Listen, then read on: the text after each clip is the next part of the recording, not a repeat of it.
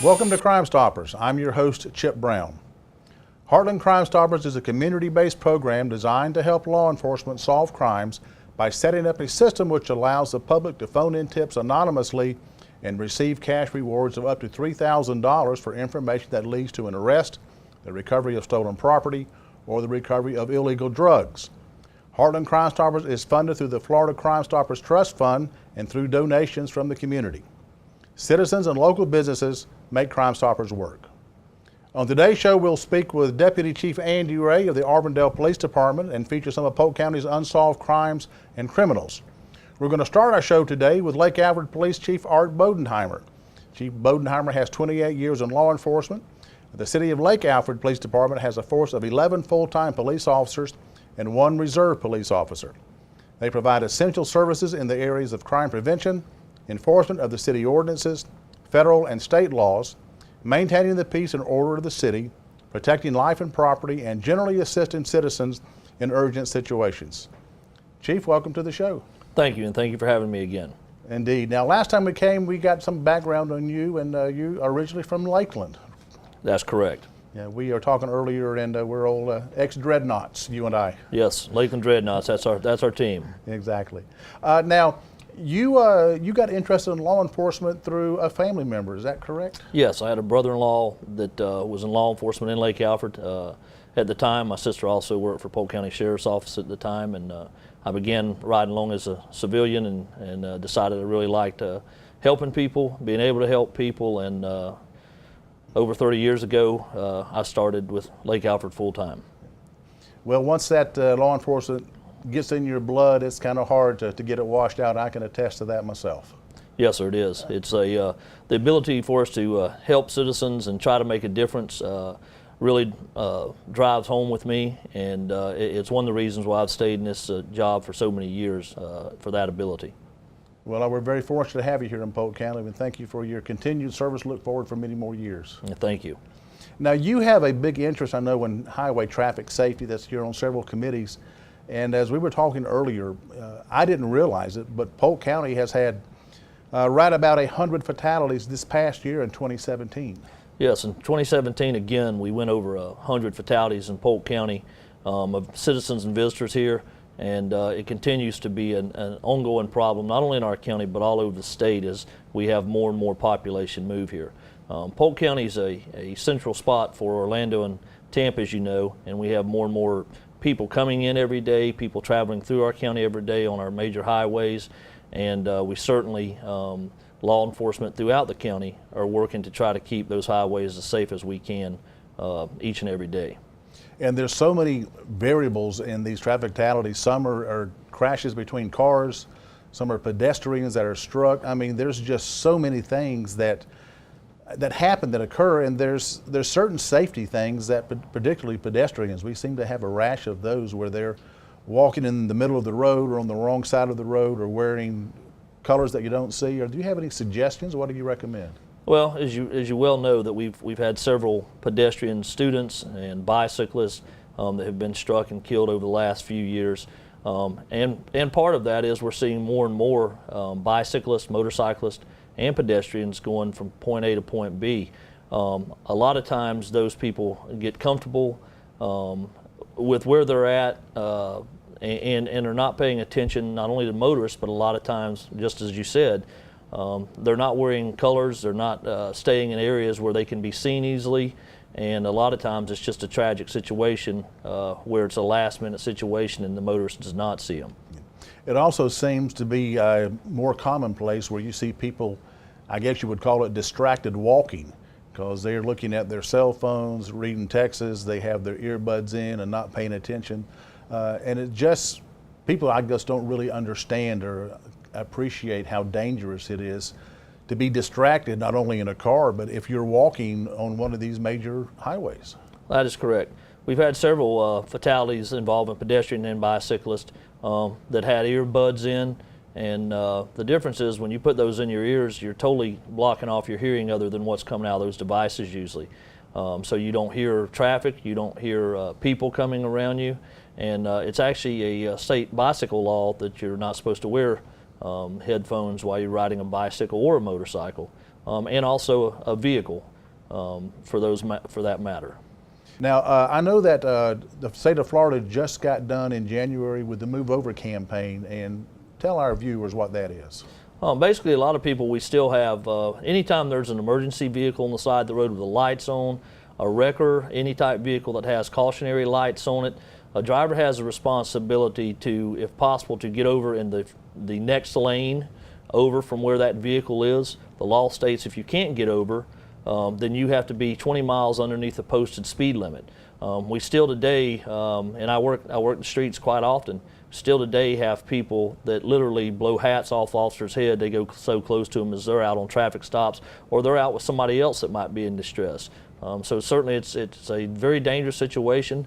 Law enforcement officers and emergency workers, wrecker drivers, everywhere in the United States get killed every year because somebody just doesn't take the time to slow down enough to either move over or follow the 20 under the posted speed limit. And there again, I think in so many cases it's distracted either from the texting or reading the text or some kind of impairment, and just before you know it, you're on top of an emergency vehicle and you can't move over or don't even know it's there. And it's just, people just need to really be aware of their surroundings and concentrate on driving more. I agree 100%. One of the big pushes that the Florida Police Chiefs Association is doing this year in the legislative session is trying to further the laws on texting and driving and distracted driving within vehicles. There are some surveys out there now where they're actually saying that they believe that texting and driving is responsible for as many traffic crashes and fatalities as drunk drivers or impaired drivers. So certainly it's a little bit tougher to prove with those things, but a lot of times we're seeing that there's no other reason than somebody was distracted, whatever the means was, when we're having these crashes and fatalities happening. And people always think that, well, that's never going to happen to me. I'm a safe driver. I can text for just a second here and it won't do anything. And before you know it, you have veered left or right or missed a curve, missed a turn, and it just spells disaster in too many cases. Absolutely. One thing that people don't think about is a typical text averages somewhere around 4 seconds. Now, I don't know anybody that I could say that was in their right mind if you said, we're going to do a test, we want you to close your eyes for the next 4 seconds and continue driving down the road at 55 miles an hour. However, we see people every day that don't mind getting down while they're driving and doing that 4-second text, and there's no difference really, because your eyes are completely off the road, completely distracted of what's around you. And it only takes just that split second for your whole world to change. Absolutely. Now, I know here in February we're starting a new campaign with the highway traffic safety. Tell us what the new campaign is. That's in reference to hit and runs, which is a major problem in Florida. I don't know of any program that we ultimately don't try to educate the public first on what the actual traffic safety measure is before we go out and do enforcement. And this is a perfect opportunity to let people know that if you're involved in a traffic crash, no matter how minor or how major, it's your responsibility to stay at that scene until law enforcement arrives and gets preliminary information from you. Every day we have people that commit hit and runs. There may be a varied reason, with failure to have driver's license, failure to have insurance, or maybe other criminal situations. But when you do that and you commit a hit and run, you're actually putting yourself into a criminal situation versus maybe just possibly a traffic ticket. So it's very important that we educate the public that is their responsibility to stay, and Florida state statute states that very clearly.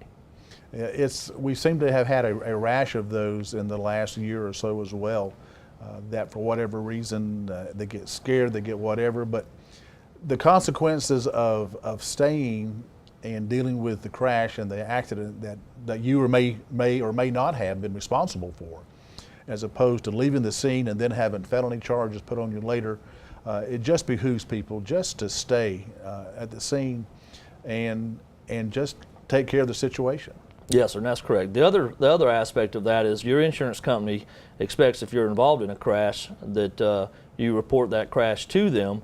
And certainly if you call your insurance company and say, hey, I didn't stay around for law enforcement to arrive, you might take a possibility of that insurance company dropping you or dropping your coverage because you didn't follow what state law says that you have to do.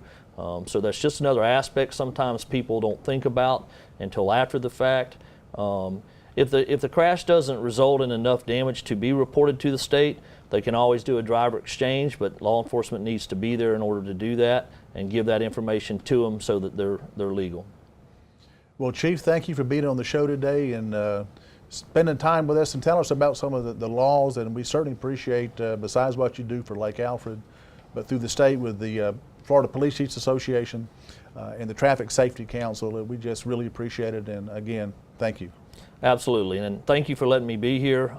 I can't tell you that enough how much our law enforcement in Polk County work together, not only for traffic situations that we meet with monthly to find those out around the county, but also with your organization that you spearhead, Crime Stoppers, and together I just think we're a better community for our citizens through our work in Polk County. For more information on the Lake Alfred Police Department, you can go to www.mylakealfred.com or join them on social media at facebook.com/Lake Alfred Police Department. Crime Stoppers provides a way for local law enforcement to receive information on crimes while keeping the people providing that information anonymous. These efforts increase tips, which in turn solve more crimes and identify criminals in our community. Here's a look at some of our most recent cases. The Polk County Sheriff's Office Traffic Unit is investigating a fatal hit-and-run crash that occurred around 11:30 p.m. on Sunday, January 21st, 2018, and they're seeking the public's help. Polk County Sheriff's Office Emergency Communications Center received a 911 call in reference to an adult male pedestrian who had been struck by a vehicle in front of International Market World. It appears the victim, identified as 45-year-old Eduardo Sanchez of Dietz Road in Bartow, was struck by a vehicle in the westbound turn lane that turns into the flea market.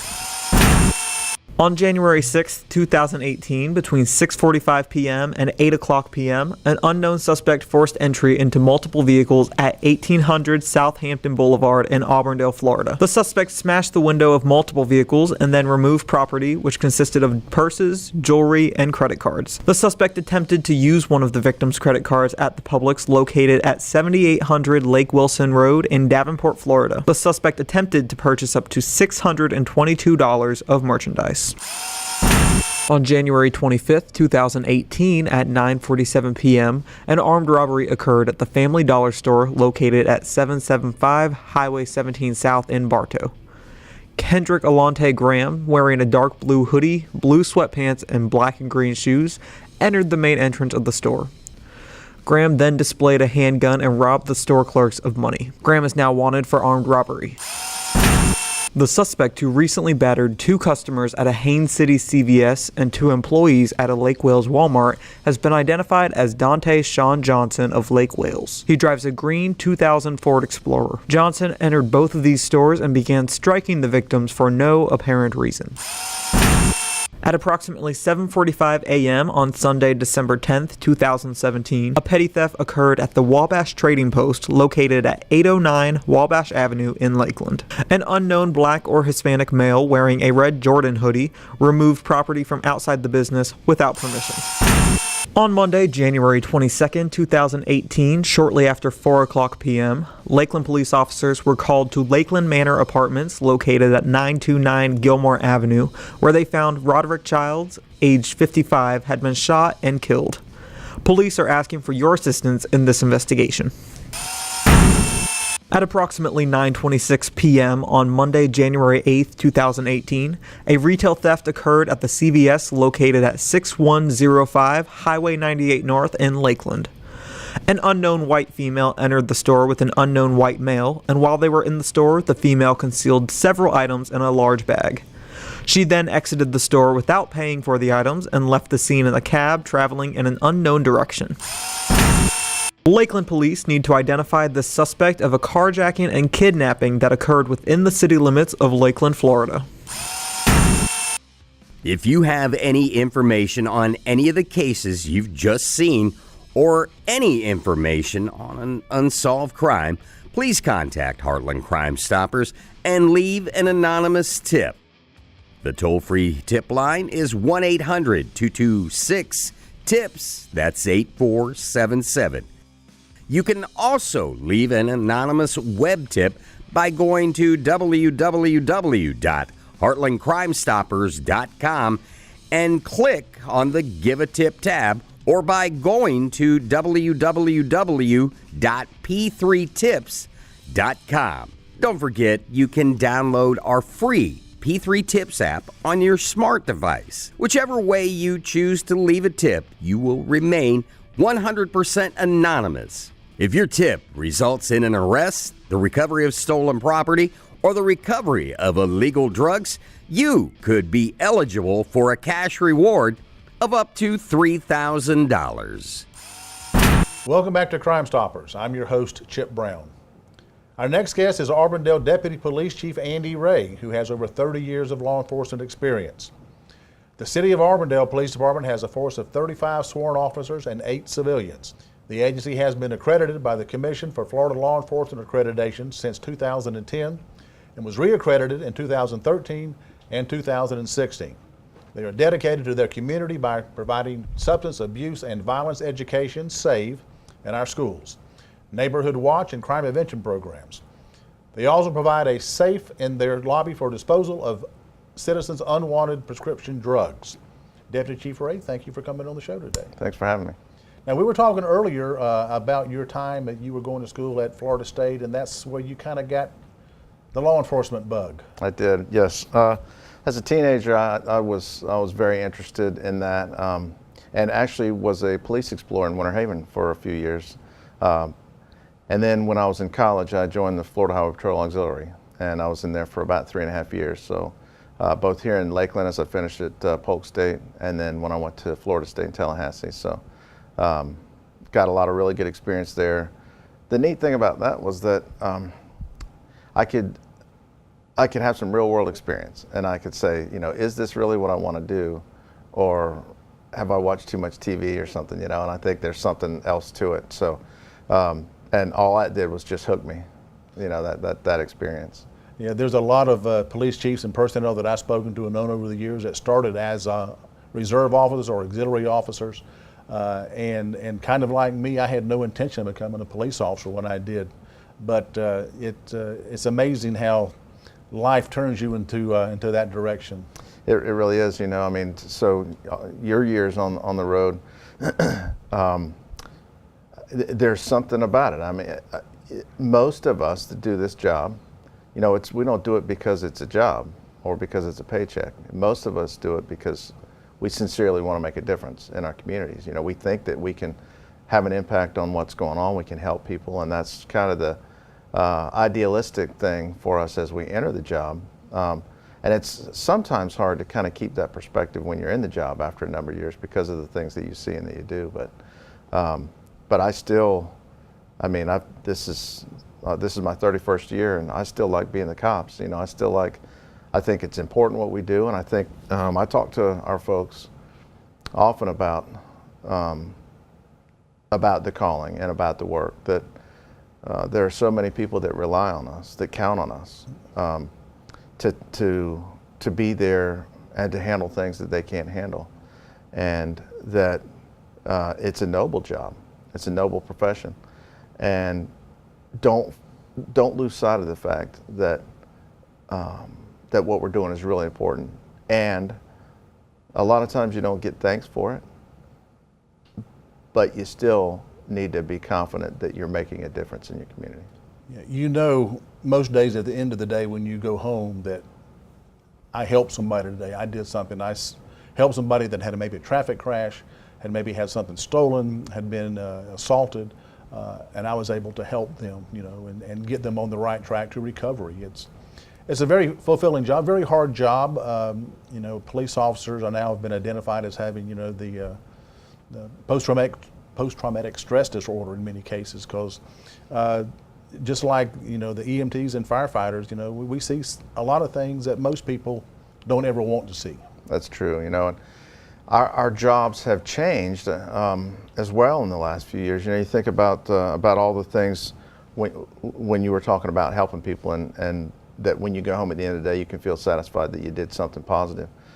We deal with a lot of negative things, but you know, we are constantly increasing kind of the breadth of the things that we deal with.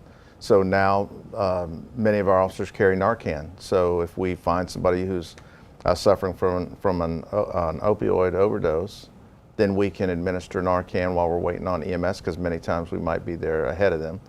But before fire rescue or the fire department gets there, we might have an opportunity to actually intervene and save a life. Many of our vehicles also have AEDs, and we're all trained in the use of an external defibrillator. So another thing that we can do to make a difference and to actually do something helpful for people. So sometimes, we get painted with a brush that we're just there to lock people up and to be difficult, and that's the small portion of our job is arresting people. It's the majority of our job is helping in a lot of different ways. Now, we were speaking earlier about some of the talks that you have given to different groups, talking about the perceived lack of confidence or trust, or that police officers are heavy-handed and their use of force is way out of line. And you have some interesting stats on that.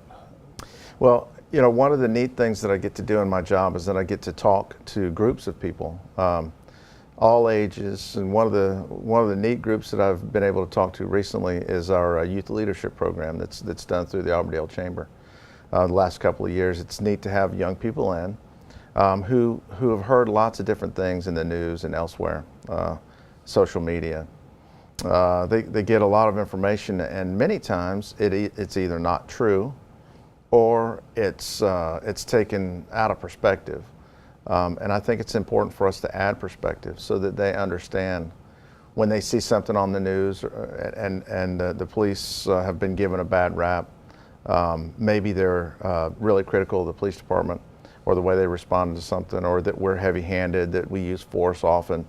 And they're very surprised when they know the truth, the reality. And so what I want to do is educate people so that they understand what they hear on the news and what they hear in other places. They should research some to find the truth. For us, 2014, we arrested a little over 800 people that year, and we didn't use force one time when we made an arrest, which is significant. Yeah. When you say use force, you mean like having to wrestle with them or hit them with a taser? I mean, it could be any number of things, correct? That's a great question, yes, sir. If we have to do more, on occasion, you have to maybe take somebody to the ground if they start pushing or pulling or trying to defeat you. But if you can take them to the ground and handcuff them and nobody's hurt, and whatever caused that's not a big deal. That's one thing. But if you have to use a taser, if you have to spray them with freeze, one of our chemical agent sprays, if you have to physically fight with them, if you have to use your baton or your firearm, those are uses of force in our agency, and a lot of agencies we call it a use of protective action. But it's basically the things that we do to either defend ourselves or to protect other people, and sometimes to protect the person that's being arrested from hurting themselves. And we have to do a report each time we do those things. Those things have to be tracked. They have to be reviewed by every line of supervision up to the chief to make sure that what was done was appropriate.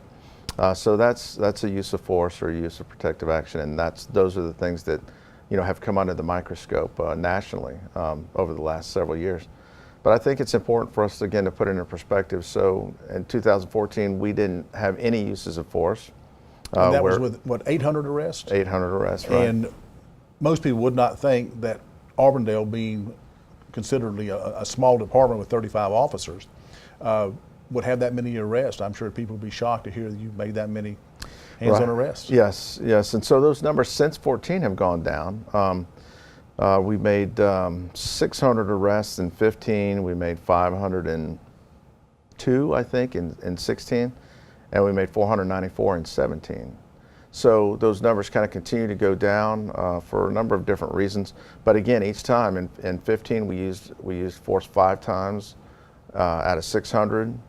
We used force 4 times out of 500, more than 500 the next year. And last year we used force 4 times. 2 times rather, 2 times out of 494 arrests. So when you look at those numbers, I mean, you're talking about 0.4%, or 5 or 0.6% of the time do we have to use force. And we talk about de-escalation a lot.